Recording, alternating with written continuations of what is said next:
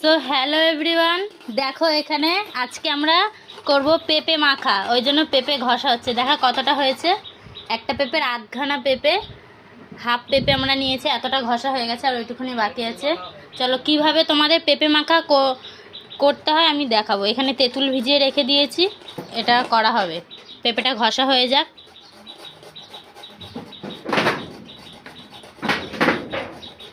পেঁপে মাখা আমি স্টার্ট করে দিই। লঙ্কা আর নুন দিয়ে এখন এটাকে মাখিয়ে নেব।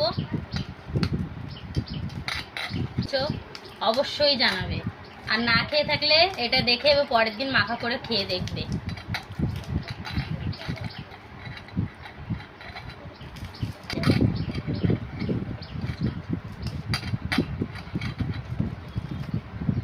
মাখা লেবু না, সরি, লঙ্কা ডলা কমপ্লিট হয়ে গেছে।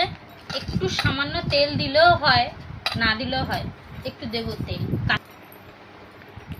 সামান্য অল্প, একটু 1 ফোঁটার মতো তেল দেব। একটা হেবি সুন্দর একটা সেন্ট আসে তেলটা দিয়ে। এইবার দেব, যা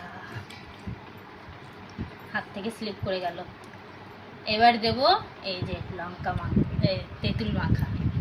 তেঁতুলটাকে ভিজিয়ে রেখেছিলাম, এবার এটাকে দিয়ে দেবো। তেঁতুলগুলোও দিয়ে দেবো, খেতে বেশ ভালোই লাগবে, গালে পড়বে একটু একটু করে। জানি না টক হবে কিনা, এটা অ্যাকচুয়ালি টকই। এই জায়গাটা একদম খারাপ অবস্থা।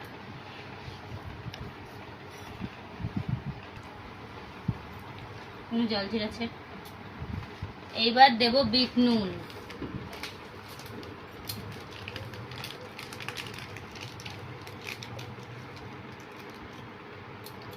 স্বাদ মতো একটু বিট নুন দিয়ে দেবো, আর একটু দেব জল জিরা।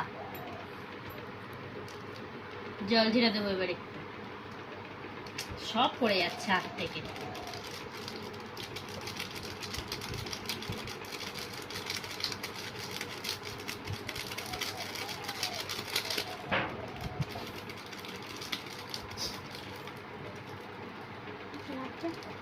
এটাও দিয়ে দেবো। এটা একটা হাফ রয়েছে, পুরো ফুল নেই।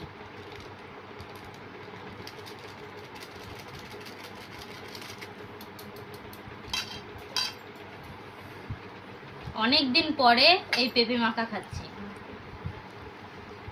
অনেক দিন পরে পেঁপে মাখা করছি। 2-3 বছর হয়ে গেছে পেঁপে মাখা করি না। আগে খুব করতাম, কিন্তু এখন সময়ের জন্য আর করা হয় না। চলো এবার টেস্ট করে দেখা যাক যে নুন টুন সব ঠিক আছে কিনা।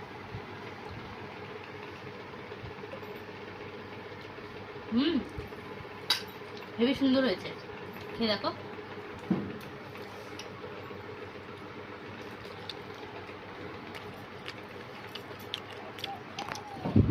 কেমন লাগলো?